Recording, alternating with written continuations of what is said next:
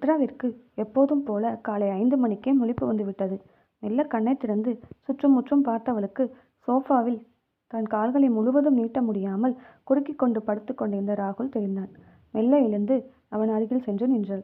நேற்று அவள் நினைத்தது தன் எந்த விருப்பத்தையும் கேட்காமல் தன்னை நிர்வாணமாக்கி தன் மேல் படர இருந்த வில்லனை. ஆனால் இன்று அவள் பார்ப்பது அவள் நிழலை கூட தீண்டாமல் தன்னை கஷ்டப்படுத்தி கொண்டு சோஃபாவில் படுத்து கொண்டிருக்கும் ஹீரோவை. இப்படி சித்ரா நினைத்ததும் அவளையும் அறியாமல் அவள் உதட்டில் சிறு புன்னகை வந்தது. அந்த சிறு புன்னகையினுடைய அவள் தன் கணவனை பார்த்தாள். மாநிறம், அழகான பெரிய மூக்கு, அழகான கேசம், நல்ல உயரம் என பார்த்தவுடன் வசீகரிக்கும் அழகுடன் இருந்தான். அழகை விட தூக்கத்திலும் அவன் முகத்தில் தெரிந்த மென்மை அவளை வெகுவாக கவர்ந்தது. ஏ சித்ரா, எல்லா ஆம்பளைங்களையும் உன் அப்பா மாதிரி நினைக்காத. உன் அப்பா மாதிரி 90 பேர் இருந்தா என் அப்பா மாதிரி 10 பேராவது இருப்பாங்க. அதனால உனக்கு வந்திருக்க புருஷனும் நல்லவனா இருக்கலான்னு நினை என்ற அவள் தோழி சண்மதியின் வார்த்தைகள் ஞாபகம் வந்தது. இவர் ஒருவேளை நல்லவராக இருப்பாரோ, என் உணர்வுகளை மதிப்பவராக இருப்பாரோ என்று நினைத்தாள். அந்த நினைப்பே அவளுக்கு இனித்தது. அவன் சோஃபாவில் தூங்க முடியாமல் கஷ்டப்படுவதை பார்த்தவள், சே, நேற்று இவர் சோஃபாவில் தூங்குறேன்னு சொன்னப்பவே இவரை நிறுத்தியிருக்கணும். நான் சோஃபாவில் படுத்துட்டு இவரை கட்டில் படுக்க சொல்லியிருக்கணும் என்று தன்னையே திட்டிக் கொண்டவள் மெல்ல எழுந்து பாத்ரூமிற்குள் சென்றாள். தலைக்கு கொளித்து நல்ல பட்டுப்புடவையாக கட்டி கொண்டவள் மெல்ல கீழே சென்றாள். எதிரே அவர் மாமனார் பேப்பரோடு உட்கார்ந்திருந்தார். இவளை பார்த்ததும் சிரித்தவர், குட் மார்னிங் சித்ரா என்றார். குட் மார்னிங் மாமா என்றால் சிறிது தயங்கியபடியே. கூச்சப்படாதம்மா, நானும் உன் அப்பா மாதிரி தான். இது உன் வீடு, ஃப்ரீயா இருமா, போய் காப்பியை குடி என்றார். சரி என்றவள் பிறகு தயங்கியபடியே, நீங்கள் குடிச்சிட்டிங்களா மாமா என்றார். இல்லைம்மா, உன் அத்தை எப்போவும் காலையில் நேரமாக எழுந்துருவா. ஆனால் இன்னைக்கு அசதியில் தூங்குறா. நான் அவள் வந்தோடனே குடிச்சுக்கிறேன், நீ போய் குடி என்றார். மாமா, நான் வேணா உங்களுக்கு காப்பி போட்டு கொண்டு வரவா? நான் நல்லா காப்பி போடுவேன் என்றால் தயங்கியபடியே. அவளை பார்த்து சிரித்தவர், சரிம்மா, போட்டுட்டு வா, நம்ம 2 பேரும் குடிக்கலாம் என்றார். சமையல் அறைக்கு சென்ற சித்ரா சிறிது நேரத்தில் இருவருக்கும் காப்பி போட்டு எடுத்து வந்தாள். அதை அவரிடம் கொடுத்தவள், நீயும் வாமா, இங்கே உட்காரு என்றவர் அவளையும் வற்புறுத்தி அங்கே அமர வைத்து காப்பியை குடிக்க வைத்து தானும் குடித்தார். சிறிது காப்பியை குடித்தவர் பின் ஆச்சரியத்துடன், சூப்பர்மா, ரொம்ப நல்லா இருக்கு, சீனி கம்மியா, காப்பித்தூள் அளவா போட்டிருக்க என்று மனதார பாராட்டினார். சித்ராவிற்கு மிகவும் சந்தோஷமாக இருந்தது. தன் தந்தையிடம் கிடைக்காத பாசம் இவரிடம் கிடைப்பதைப் போல உணர்ந்தவள் மனம் நெகிழ்ந்தது. பின் அவர் நாட்டு நடப்பு, விளையாட்டு என்று அன்றைய பேப்பரில் வந்திருப்பதை பேச முதலில் தயங்கியபடியே பேசியவள் பின் இலகுவாக பேச ஆரம்பித்தாள். இல்லை மாமா, நாம் அப்படி பண்ணுறது தான் சரி என்று அன்று செய்தியில் வந்திருக்கும் ஏதோ ஒரு விஷயத்தை கூறிக்கொண்டிருக்கும் போது அவள் மாமியார் பார்வதி வேகமாக அங்கே வந்தார். சாரிங்க, நான் இன்னைக்கு கொஞ்சம் அசந்து தூங்கிட்டேன், இருங்க உங்களுக்கு காப்பி போட்டு எடுத்துட்டு வரேன் என்றவரை பார்த்து, ஏய் பார்வதி, இரு, நான் இன்னைக்கு நம்ம மருமக புண்ணியத்தில் நல்ல காப்பி குடிச்சிட்டேன். நீ உனக்கு போட்டு இங்கே எடுத்துட்டு வா, நம்ம 3 பேரும் பேசிட்டு இருப்போம் என்றார். அப்போதுதான் அங்கு எதிர் இருக்கையில் அமர்ந்திருந்த சித்ராவையை பார்த்தார் பார்வதி. அவளை பார்த்து சிரித்தவர், ஏம்மா, நீ இவ்வளோ சீக்கிரம் எழுந்துட்ட? இன்னும் கொஞ்ச நேரம் தூங்கியிருக்கலாம்ல என்றார் தன்மையாக. அதற்கு சித்ரா பதில் சொல்லும் முன், சுந்தரம், ஏண்டி, அதனால தான் நான் இன்னைக்கு நல்ல காப்பி குடித்தேன், அது உனக்கு பொறுக்கலையா என்றார் மனைவியை சீண்டும் விதமாக. கணவரை பார்த்து முறைத்தவள், சொல்லுவீங்க, நான் எத்தனை நாளா நல்ல காப்பி போடலையா? மருமக இன்னும் கொஞ்ச நாளில் சென்னை போயிடுவா, அப்புறம் காப்பி கொடுன்னு கேட்பீங்கள்ல, அப்போ இருக்கு உங்களுக்கு என்றவளை பார்த்து, ஐயோ, இந்த உலகத்திலேயே என் பொண்டாட்டி போடுற காப்பியை விட யாரும் நல்ல காப்பி போட முடியுமா? அது அந்த பொண்ணு புதுசாக போட்டுச்சா, அதான் சும்மா பாராட்டுறதுக்காக சொன்னேன், அதுக்காக நீ அடிமடியில் கை வச்சுறத தாயி என்று அவர் பாவமாக கூற, அந்த பயம் இருக்கணும் என்று பார்வதி கையை உயர்த்தி கூற இருவரும் சிரித்து விட்டனர். இதை பார்த்து கொண்டே அமர்ந்திருந்த சித்ராவிற்கு ஆச்சரியமாகவும் ஏன் சிறிது பொறாமையாகவும் இருந்தது. இந்த மாதிரி தன் அப்பாவும் அம்மாவும் சிரித்து பேசி அவள் விவரம் தெரிந்த நாளிலிருந்து பார்த்ததில்லை. அவள் அவர்களை ஏக்கமாக பார்க்க அவள் பக்கம் திரும்பிய ஜானகி, ஏம்மா, இன்னும் கொஞ்ச நேரம் தூங்கியிருக்கலாம்ல என்றார். இல்லை அத்தை, நான் எப்பவும் இந்த நேரத்தில் எந்திரிச்சிடுவேன், அதான் இன்னைக்கு முழிப்பு வந்துருச்சு என்றவள், இருங்க உங்களுக்கும் காப்பி போட்டு எடுத்துட்டு வரேன் என்று சமையலறையை நோக்கி சென்றாள். அவள் காப்பி போட்டு கொண்டிருக்கும் போது, குட் மார்னிங் அண்ணி என்ற குரல் கேட்டு திரும்பினாள். அங்கே அவள் கணவனின் தம்பியும் தங்கையும் நின்றிருந்தனர். அவர்களை பார்த்து குட் மார்னிங் என்றால் சிறு தயங்கியபடியே. அதற்கு மேலே அவர்கள் பெயர் கூட தெரியாதே, அதனால் அவர்களிடம் என்ன பேசுவது என்று தெரியாமல், உங்களுக்கு காப்பி போடட்டுமா இல்லை டீ போடட்டுமா, நீங்கள் என்ன குடிப்பீங்க என்று கேட்டாள். அண்ணி, இந்த நீங்கள் வாங்க போங்கெல்லாம் கூப்பிடாதீங்க, எங்களை பேரை சொல்லியே கூப்பிடுங்க என்றாள் ராகுலின் தம்பி. அவள் முழிப்பதை பார்த்த உமாதான், டேய் நம்ம முன்னாடியே பேசி பழகிருந்தா அண்ணி நம்மகிட்ட பிரியாக பேசியிருப்பாங்க. கல்யாணம் திடீர்னு ஃபிக்ஸ் ஆயிடுச்சு, அதனால் நம்மளால் அவங்க கூட பேசக்கூட முடியல. இப்போ நம்மளை இன்ட்ரடியூஸ் பண்ணிக்கலாம் என்றவள், அண்ணி என் பேர் உமா, நான் பிஎஸ்சி பிஎட் முடிச்சுட்டு ப்ரைவேட் ஸ்கூலில் டீச்சராக இருக்கேன். இவன் என் தம்பி கார்த்தி, இன்ஜினியரிங் செகண்ட் இயர் படிக்கிறேன்னு சொல்லிட்டு காலேஜுக்கு போயிட்டு வந்துட்டு இருக்கான். அங்கே போய் என்ன பண்ணுறான்னு அந்த கடவுளுக்கு தான் விழிச்சோம் என அவள் தலையில் நங்கென்று கொட்டிய கார்த்தி, யாரை பார்த்து என்ன சொன்ன? நான்லாம் சீனியர்ஸ்க்கே கிளாஸ் எடுக்கிற அளவுக்கு புத்திசாலியாக்கும். நீ காலேஜில் எவ்வளோ அறிய வச்சுருந்த, அப்புறம் முன்னே இருந்த பிள்ளை காலில் விழுந்து எப்படி அவளை பார்த்து எழுதி பாஸ் பண்ணன்னு அன்னிக்கிட்ட சொல்லவா என கூற, டேய் உன்ன என்று அவள் வயிற்றில் உமா அடிக்க என்று இருவரும் மாற்றி மாற்றி அடித்து கொண்டனர். அதை பார்த்து பயந்த சித்ரா, ஏய் ஏய் இருங்க, இன்ட்ரடியூஸ் பண்ணுறேன்னு சொல்லி இப்படி அடிச்சுக்கிறீங்க என அவர்களை சமாதானப்படுத்த, அண்ணி சொல்கிறாங்கன்னு உன்னை விடுறேன் என்றனர் இருவரும். அதை பார்த்து சிரித்தபடியே, நான் சித்ரா, பிகாம் ஃபைனல் இயர், இப்போ தான் முடித்தேன் என்றால் அவர்களிடம் கை நீட்டியபடியே.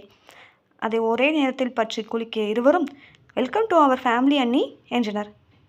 சரி, உங்களுக்கு என்ன காப்பியா டீயா என்றவளிடம், எங்கள் 2 பேத்துக்கும் காப்பி என்றாள் உமா. சித்ரா இருவருக்கும் காப்பி போட அவர்கள் இருவரும் ஏதேதோ பேசி சண்டையிட்டு அவளை சிரிக்க வைத்து கொண்டிருக்க, அப்போது அங்கே வந்த பார்வதி, சித்ரா நேரம் ஆச்சுமா, காப்பி போட்டு கொண்டு போய் ராகுலை எழுப்பு என்று கூறிவிட்டு சென்றார். அதுவரை சித்ரா முகத்தில் இருந்த சிரிப்பு சட்டென்று மறைந்தது. அமைதியாக காப்பியை கலந்து அவர்களிடம் கொடுத்துவிட்டு இன்னொரு கப்பை எடுத்துக்கொண்டு மாடியில் இருந்த தங்கள் அறையை நோக்கி சென்றாள். ஒவ்வொரு படியையும் மெதுவாக ஏறியவள் மனம் படபடவென்று அடித்து கொண்டது. அவரிடம் என்ன பேசுவது, எப்படி பேசுவது, எதை கேட்டால் என்ன செய்வது? ரொமான்ஸ் பண்ணுறேன்னு அவர் பக்கத்தில் வந்து கட்டி பிடிச்சிட்டா ஐயோ என்ன செய்கிறது என்று ஆணையடித்தபடியே நின்றவள் பின் சுதாரித்து கொண்டு, சே அப்படிலாம் பண்ண மாட்டார், நேற்று கூட ரொம்ப டீசெண்டாக தான் நடந்தார், ஸோ பயப்பட தேவையில்லை என்று தனக்குத்தானே தைரியம் சொல்லி கொண்டவள் மெதுவாக அவர்கள் அறைக்கு சென்றாள். அங்கு தூங்கிக் கொண்டிருந்த அவள் கணவனை பார்த்து, இவரை இப்போ எப்படி எழுப்புறது என்று நினைத்து கொண்டே தொண்டையை மெல்ல செருமினாள். பின் தன் கைவளைகளை அவன் முன்னே ஆட்டினாள். எதுவும் பலனளிக்காமல் போகவே மெல்ல அவள் தோளை தொட்டு உலுக்கினாள். அதில் லேசாக கண்விழித்தவன் எதிரில் அவளை பார்த்தவுடன் டக்கென்று எழுந்து உட்கார்ந்தான். அவனை பார்த்து குட் மார்னிங் என்றவள் காப்பி என்றாள் மெதுவாக. அவள் முகத்தை கூட பார்க்காமல் குட் மார்னிங் என்றவன் தேங்க்ஸ் என்று காப்பியை வாங்கி கொண்டான். அத்தை உங்களை சீக்கிரம் ரெடி ஆகிட்டு கீழே வர சொன்னாங்க என்றவள் அவன் பதிலுக்கு கூட நிற்காமல் வெளியே சென்று விட்டார். அதை பார்த்து வெறுமூச்சு ஒன்றை விட்ட ராகுல் எழுந்து குளிக்க சென்றான். தன் அறையிலிருந்து சிரிப்போடு வெளியே வந்த சித்ரா கீழே இறங்க அங்கு அவள் தந்தையையும் தாயையும் பார்த்தவள் அம்மா என்று ஓடி அவள் தாய் ஜானகியை கட்டிக்கொண்டாள். தன் மகளை பார்த்து, சித்ரா எப்படி இருக்க, உனக்கு இந்த இடம் பழகிருச்சா, எல்லாரும் உன்கிட்ட நல்லா பேசுகிறாங்களா என்று கேட்டாள் அவள் தாய் ஜானகி. எல்லாரும் நல்லா பேசுகிறாங்கம்மா என்றால் சந்தோஷத்துடன். அப்போது சுந்தரம், சித்ரா உன் அப்பாவும் அம்மாவும் உன்னை மறு வீட்டுக்கு கூட்டிகிட்டு போக வந்திருக்காங்க, 2 பேரும் சீக்கிரம் கிளம்பி அவங்க கூட போயிட்டு வாங்கம்மா என்றார்.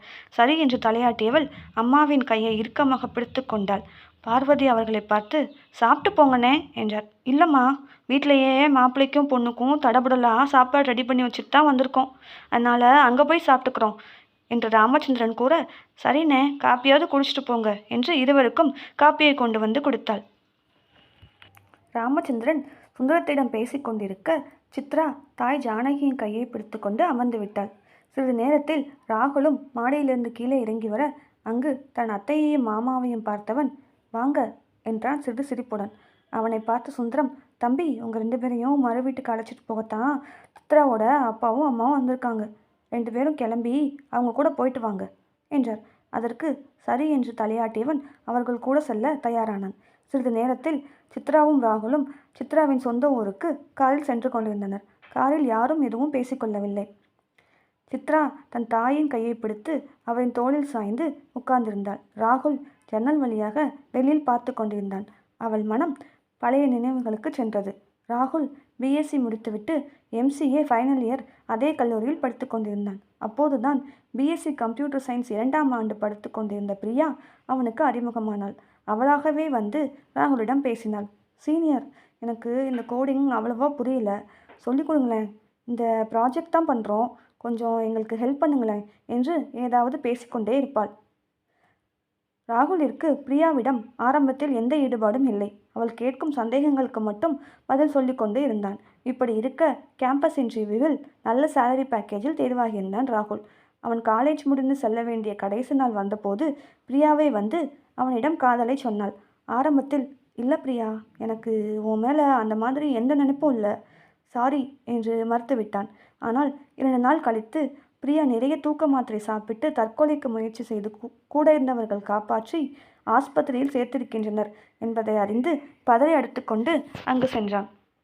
அங்கே இவனை பார்த்தவள், நீ இல்லாத வாழ்க்கையை என்னால் வாழ முடியாது, அதனால் என் வாழ்க்கையை முடிச்சுக்கலான்னு இப்படி பண்ணேன், எல்லாருமா சேர்ந்து என்னை காப்பாற்றிட்டாங்க என்று அவன் கையை பிடித்து அழுது கொண்டிருந்தவளை பார்த்த பின்னே அவனுக்கு அவள் மேல் காதல் வந்தது. ச்சே, எனக்காக ஒருத்தி சாகவே போயிட்டாளே, இவளை விட்டா எனக்கு வேற யார் நல்ல லைஃப் பார்ட்னராக கிடைப்பா என்று நினைத்தவன் அவள் காதலுக்கு ஒத்துக்கொண்டான். சில நாள் கழித்து ராகுல் வேலைக்கு சென்றுவிட பிரியா 3ஆம் ஆண்டு படித்து கொண்டிருந்தாள். பிரியாவிற்கு ஆடம்பரமாக வாழ வேண்டும் என்ற ஆசை அதிகமாக இருந்தது. அதற்காக நிறைய மேக்கப் சாதனங்கள் வாங்குவது, பெரிய ஹோட்டலில் தான் சாப்பிடுவது என்று பணத்தை தண்ணியாக செலவழித்து கொண்டிருந்தார். ஆரம்பத்தில் ராகுலுக்கு இது ஒன்றும் பெரிய தவறாக தெரியவில்லை. நாள் செல்ல செல்ல பெரிய பணக்காரர் போல நடந்து கொள்வது, எளிமையாக யாராவது வந்தால் அவர்களை ஏளனமாக பேசுவது என்று அவள் இருக்கவே அவளை அவன் கண்டித்தான். இங்கே பாரு பிரியா, பணத்துக்கும் ஆடம்பரத்துக்கும் சம்மந்தம் இல்லை. நம்ம நாட்டில் கூட பெரிய பணக்காரங்கள்லாம் ரொம்ப எளிமையாக தான் இருக்காங்க. அதனால் பணம் இல்லாதவங்கள இப்படி ஏளனமாக பார்க்குறத நிறுத்து. பணத்தை வச்சு யாரையும் எடை போடாத. குணம்தான் மனுஷனுக்கு ரொம்ப முக்கியம் என்று எவ்வளவோ சொல்லி பார்த்தான். ஆனால் பிரியா மாறுவதாக இல்லை. சரி, நாளாக நாளாக புரிந்து கொள்வாள் என்று நினைத்து கொண்டிருந்த ராகுல், பிரியா கடைசி வருடம் முடித்தவுடன் ராகுலின் கம்பெனியிலேயே பிரியாவும் வேலைக்கு சேர்ந்து விட்டாள். வேலையில் சேர்ந்தவுடன் பிரியாவின் குணம் முற்றிலும் மோசமானது. அநாகரிகமான உடைகள் அணிவது, இரவு பார்ட்டி பப் என்று செல்வது, குடிப்பது என்று சுற்ற ஆரம்பித்தாள். ஆரம்பத்தில் ராகுல் இதை அன்பாக சொல்லி மாற்ற முயன்றான். அவள் கேட்காம போகவே சிறிது கண்டிக்கவும் செய்தான். ஓ கம்மான் ராகுல், இதெல்லாம் இந்த காலத்தில் ரொம்ப நேச்சுரல். இவ்வளோ பெரிய பணக்காரராக இருந்துட்டு இவ்வளோ பெரிய வேலை பார்த்துட்டு நீங்கள் இப்படி சாமையாக இருக்கிறது ரொம்ப ஸ்ட்ரேஞ்சாக இருக்குது. உங்களுக்கு தான் இதெல்லாம் பிடிக்கல, என்னையாவது ஃப்ரீயாக இருக்க விடுங்க என்றாள். ஒழுக்கமாக இருக்கிறது இப்போல்லாம் அவுட் ஆஃப் ஃபேஷன்னு சொல்கிற பாரு, அதான் ரொம்ப ஸ்ட்ரேஞ்சாக இருக்குது. எங்கள் வீட்டில் என்னை ஒழுக்கமாக தான் வளர்த்துருக்காங்க என்றான். அவன் அவள் ஒழுக்கத்தை பற்றி பேசியவுடன் பிரியாவிற்கு கோபம் தலைக்கேறியது. ஹவ் டேர் யூ, என்ன ஒழுக்கம் இல்லாதவன் சொல்கிறியா? இத்தனை நாளாக லவ் பண்ணுற பொண்ணு கூட க்ளோஸாக இருக்கக்கூட ட்ரை பண்ணாத நீ தான் ஆம்பளையே இல்லை என்று அவள் கத்த மறுநிடம் அவளை ஓங்கி அறைந்திருந்தான் ராகுல். கண்கள் சிவக்க நின்றிருந்த ராகுலை கோபத்தோடு பார்த்தவள் விறுவிறுவென ஏறில் காரில் சென்று விட்டாள். அடுத்து வந்த நாட்கள் பிரியா ராகுலோடு பேசுவதே இல்லை. அவனாக சென்று பேசினாலும் முகத்தை திருப்பி கொண்டு சென்று விடுவாள். கோபமாக இருக்கிறாள். கோபம் குறைந்தவுடன் அவளே வந்து தன்னுடன் பேசுவாள் என்று நினைத்திருந்தான் அவன். ஆனால் சிறிது நாளில் அவள் அமெரிக்கா செல்லப் போவதாகவும் சென்றால் வர 5 வருடங்களுக்கு மேலாகும் என்பதை அறிந்தவன் வேக வேகமாக அவளை பார்க்கச் சென்றான். இந்த முறை அவளை உட்கார வைத்து பேசினாள் பிரியா. இங்கே பார் ராகுல், நான் உன்கிட்ட விரும்பினது உன் பணத்தையும் வேலையும் தான். உன்னை கல்யாணம் பண்ணிக்கிட்டா லக்ஸுரி லைஃப் வாழலாம், உலகம் முழுவதும் சுற்றலான்னு ஆசைப்பட்டு தான் உன்னை லவ் பண்ணேன். உன்னையும் என்னென்னமோ ட்ராமா பண்ணி லவ் பண்ண வச்சேன். ஆனால் நான் நினச்ச எதுவுமே உன்னை கல்யாணம் பண்ணிக்கிட்டா நடக்காதுன்னு இப்போ நல்லா புரிஞ்சுக்கிட்டேன். வெறும் பணம் இருக்குன்னு உன்னை கல்யாணம் பண்ணி நினைக்கிற மாதிரி குழந்தை குட்டி பெற்றுட்டு என்னால் வாழ முடியாது. So let's breakup. நான் நினச்ச மாதிரி ஒரு லைஃபு இப்போ எனக்கு கிடச்சிருக்கு, என்னை ப்ளீஸ் விட்டுரு என்றவள் விறுவிறுவென்று அவன் முகத்தை கூட பார்க்காமல் அங்கிருந்து சென்று விட்டாள். ராகுலுக்கு அவள் பேசியதை புரிந்து கொள்ளவே சிறிது நேரம் தேவைப்பட்டது. அதை புரிந்து கொண்டவனுக்கு அவனை நினைத்து அவனுக்கே அவமானமாக இருந்தது.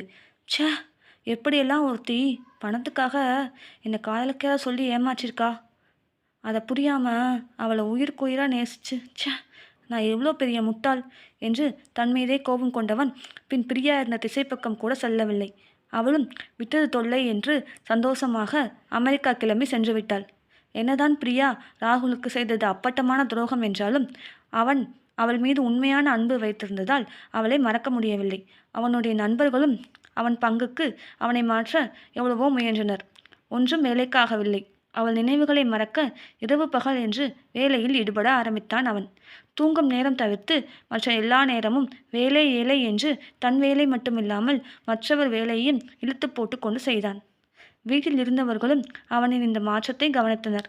ராகுலின் நண்பர்கள் மூலம் பிரியாவை பற்றி அறிந்து கொண்டவர்கள் எவ்வளவோ பேசி அவன் மனதை மாற்ற முயற்சித்தனர்.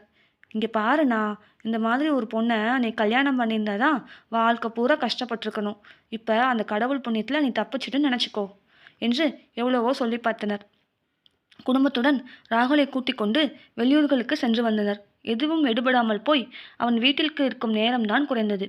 இப்படி இருக்க ஒரு நாள் சித்ராவை பற்றியும் அவளுடைய அப்பாவிடம் தான் கல்யாணத்திற்கு சம்மதம் தெரிவித்ததை பற்றியும் கூறினார் சுந்தரம். யாரை கேட்டு கல்யாணத்துக்கு ஓகே சொன்னீங்க? எனக்கு இந்த ஜென்மத்தில் கல்யாணமே வேண்டாம், நான் இப்படியே இருந்துடுறேன், என்னை விட்டுருங்க என்று கத்தினான் ராகுல். அதை அமைதியாக கேட்டுக்கொண்டிருந்த உமாவும் கார்த்திக்கும் அவன் முன் வந்து, அண்ணா, நீ உன் முடிவை சொல்லிட்டேல, இப்போ எங்கள் முடிவையும் கேட்டுக்கோ. நீ கல்யாணம் பண்ணாமல் நாங்கள் கல்யாணம் பண்ண மாட்டோம் என்றனர். இதை கேட்டு அதிர்ச்சியடைந்த ராகுல் ஏதோ பேச வாய்த்திருக்க, உன் வாழ்க்கையோட முடிவு எடுக்க உனக்கு எவ்வளோ உரிமை இருக்கோ அதே மாதிரி எங்கள் வாழ்க்கையை பற்றி முடிவெடுக்க எங்களுக்கும் உரிமை இருக்குது. ஸோ எங்களையும் கம்பல் பண்ணாத என்றவர்கள் அங்கிருந்து சென்று விட்டனர். இதை கேட்ட ராகுலுக்கு என்ன செய்வதென்றே தெரியவில்லை. அடுத்து வந்த நாட்களில் அவனும் அவர்களிடம் எவ்வளவோ பேசி பார்த்தான். ஆனால் அவர்கள் முடிவிலிருந்து மாறுவதாக தெரியவில்லை.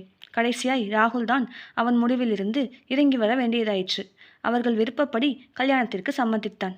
ஆனால் கல்யாணத்திற்கு முன் சித்ராவிடம் பேசவோ பழகவோ அவன் ஆர்வம் காட்டவில்லை. அவளும் அவளிடம் எதுவும் பேசாததால் அவனுக்கு கஷ்டமில்லாமல் போயிற்று. சித்ராவை ராகுல் முதலில் தாலி கட்டும்போதுதான் பார்த்தான். இப்படியே பழைய நினைவுகளை நினைத்து கொண்டே வந்தவனை மாப்ள மாப்ள என்று அவனின் மாமனாரின் அழைப்புதான் நிகழ்காலத்திற்கு கொண்டு வந்தது. வீடு வந்துருச்சு மாப்ள, வாங்க உள்ள போலாம் என்றார் அவனின் மாமனார். காரிலிருந்து மெல்ல இறங்கியவன், பிடிச்சிருக்கோ பிடிக்கலையோ, இனிமே இவ தான் என் பொண்டாட்டி, அதனால இவ கூட வாழ்க்கையை வாழ முயற்சிக்கணும் என்ற உறுதியான முடிவுடன் தன் மனைவியின் வீட்டிற்கு சென்றார் ராகுல். தொடரும்.